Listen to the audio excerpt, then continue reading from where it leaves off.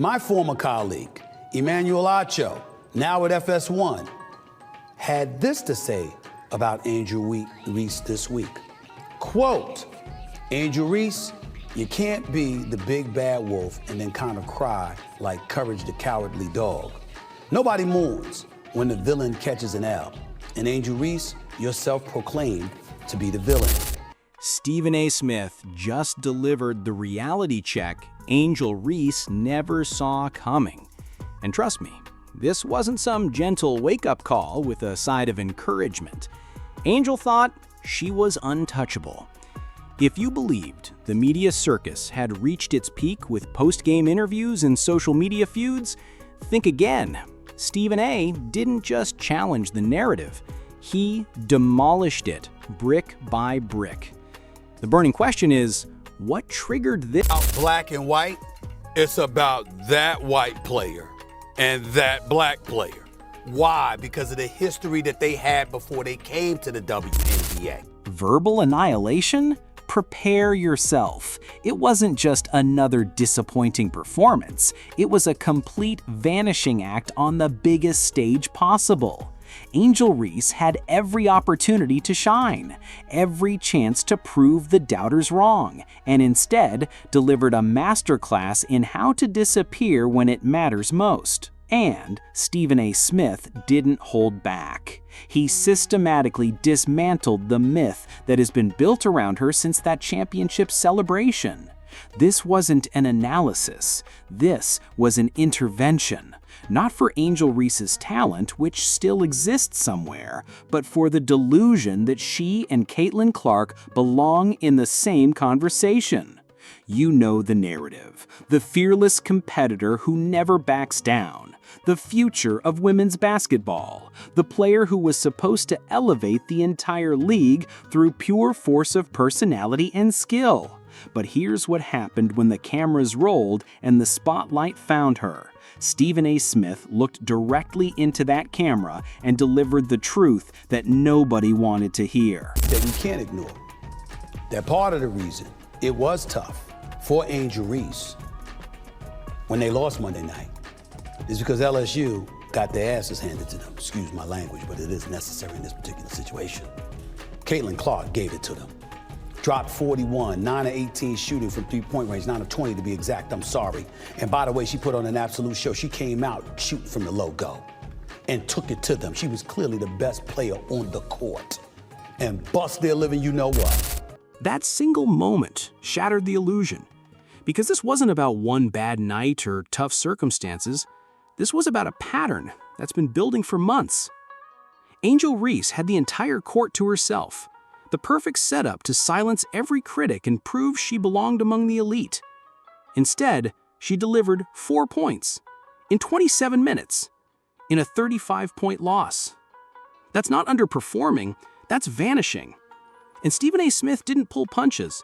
He called it for what it was. This performance was less, I'll show them, and more, oops, I forgot where the hoop was. That's not commentary, that's a eulogy for the myth of Angel Reese, the superstar. And let's be real, this was never about just one bad game.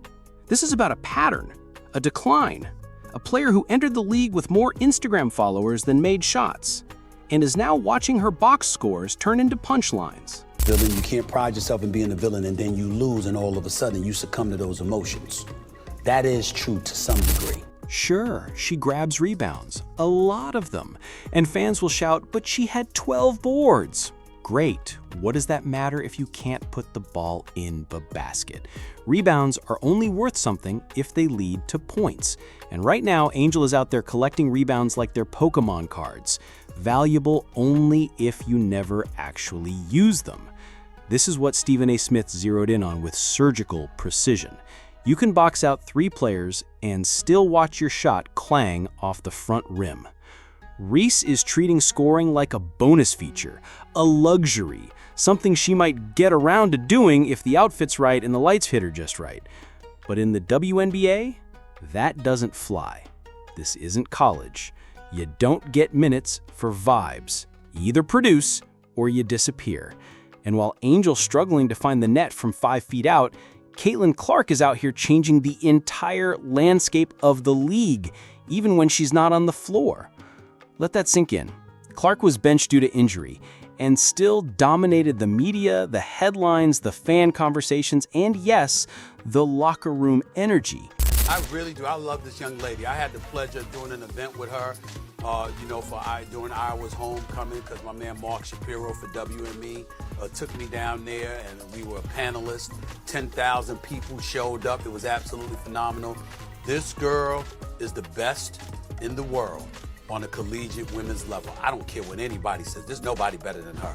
She is a sensational talent. No question about it. She is the Steph Curry of women's basketball. Stephen A. wasn't just giving praise. He was making a statement. This league has stars, but Caitlin Clark is something else entirely. She's a phenomenon. An angel? Well, right now, Angel Reese looks more like a TikTok trend than a cornerstone franchise player. You remember the Milk Crate Challenge? Hype, excitement, disaster. That's Angel's season.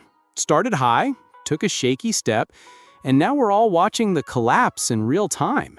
Stephen A. even hinted at what everyone's afraid to say. I have yet to see a single example of Angel Reese being a leader, outside of rebounding her own missed layups. It's brutal, but fair. Let's talk about that rivalry too, the one the media hyped for months. Caitlin Clark versus Angel Reese, the perfect storyline. College drama turned into a professional duel. Except it's not a duel. It's a demolition, because even when Clark isn't on the court, her absence is louder than Reese's presence. And let's not forget, this is the same Angel Reese who once taunted Caitlin Clark on the national stage, the same Angel who told the world she was ready to be that girl, the girl who now looks lost on the court. And the worst part? Even her team can't figure out what to do with her. Head coach Tyler Marsh has tried everything. Power forward, small ball 5, hybrid wing. At this point, he's probably drawing up plays in emojis. But it's not the position, it's not the spacing, it's the production. If you're putting up 4 points, it doesn't matter where you stand. Reese has become the WNBA's version of a failed reboot. All nostalgia, no execution. And you want to talk stats? She's been blocked 20 times and only made 21 shots. You can't make that up. Stephen A. didn't even have to embellish. The numbers told the story. Angel Reese isn't just struggling. She's actively making her team worse on offense. And that's a problem, because the WNBA is full of hungry rookies, players who are overlooked, underhyped, underpaid, and they're out there grinding for every bucket. Meanwhile, Angel's treating the game like a red carpet event. She'll spend more time matching her pregame boots with her jacket than hitting a layup. And fans are noticing. When the ball finds Reese now, you don't hear cheers, you hear sighs, the groan of 10,000 people bracing for another missed shot. Even her teammates, who are busting their butts for every minute, have to be asking, why is she still on the floor? That's not speculation, that's reality. Angel Reese came into the league as a storyline, a brand, a walking quote. But the WNBA doesn't care about brands, it cares about buckets. And Stephen A. Smith made that crystal clear. If you're not scoring, assisting, or defending with impact, you're just taking up space on the court. And let's not ignore the elephant in the room. There were some ugly incidents this week. Racial animus allegedly thrown in Angel's direction. And let's be clear, no player should ever face hate based on race, gender, or anything else. But even Stephen A. acknowledged, this is bigger than identity. This is about production. You don't earn respect by just showing up. You earn it by delivering. And right now, Angel isn't delivering. Meanwhile, Caitlin Clark, playing through injuries, double teams, flagrant fouls, is still carrying her team, still breaking records, and still driving ratings through the roof. Stephen A. put it bluntly, Clark isn't just a star. She's the Jackie Robinson of the WNBA. Not because she's the first white player, but because she's the first white superstar in the modern women's game with that kind of mass appeal, scoring power, and influence. She is to this generation what Diana Taurasi, Sue Bird and Maya Moore were to theirs, but amplified. The truth is becoming impossible to ignore. Even with all the pregame fashion shows and social media buzz, Angel's impact on the court has become almost negligible. She's 190 of 59 from less than 5 feet away. That stat is so bad it sounds like a typo. Her shooting percentage would make a high school JV coach cringe. And the whispers around the league are getting louder. Front office conversations that start with, "What do we do about?" Team meetings where coaches try to find creative ways to hide her offensive limitations. This isn't development anymore. This is damage control. You can see it in the way opposing teams defend her now. They're not even bothering to extend their defense. They're practically inviting her to shoot, knowing the odds are in their favor. That's not respect. That's a pity. When defenders are hoping you'll take the shot, you've got a serious problem. The coaching staff is running out of options, moving her around like a chess piece, hoping to find some magical position where she can contribute meaningfully. Power forward didn't work, the center didn't work, even trying her as a stretch 4 has been a disaster. At this point, he's probably drawing up plays and emojis. But what makes this even more painful is remembering the player she was supposed to be, the college star who seemed destined for professional greatness. That player feels like a myth now, a cautionary tale about the difference between college success and professional reality. The fans who once celebrated every move are starting to turn, not out of malice, but out of exhaustion. They want to cheer for something meaningful, not feel obligated to celebrate mediocrity. When your best highlights are defensive rebounds and animated bench celebrations, that's not a winning formula. And through it all, Caitlin Clark continues to rewrite what's possible in this league. Even injured, sitting on the sidelines, she remains the central figure in every conversation. Her absence creates more buzz than Angel's presence. That's not just about talent. That's about impact, relevance, and the kind of magnetic quality that separates stars from role players. Stephen A. Smith's assessment wasn't cruel. It was necessary. Someone had to say what everyone was thinking. The comparison between these two players isn't close anymore. It's not even in the same universe. One is revolutionizing women's basketball, the other is struggling to stay relevant in it. So here's the final reality check. Caitlin Clark has the game. Angel Reese had the hype. And the WNBA doesn't wait for hype to catch up.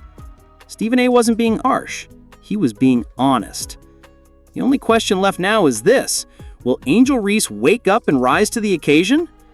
Or will she become league's greatest what could have been? Because Caitlin Clark's return is coming. And when she does, the gap between them, already wide, is going to become a canyon. And Angel better be ready. Because in this league, you don't get second chances. You get benched. What do you think? Was Stephen A. right to call out Angel Reese? Or did he go too far? Let me know in the comments below, and don't forget to smash that like button if you want to see more deep dives into the biggest sports controversies.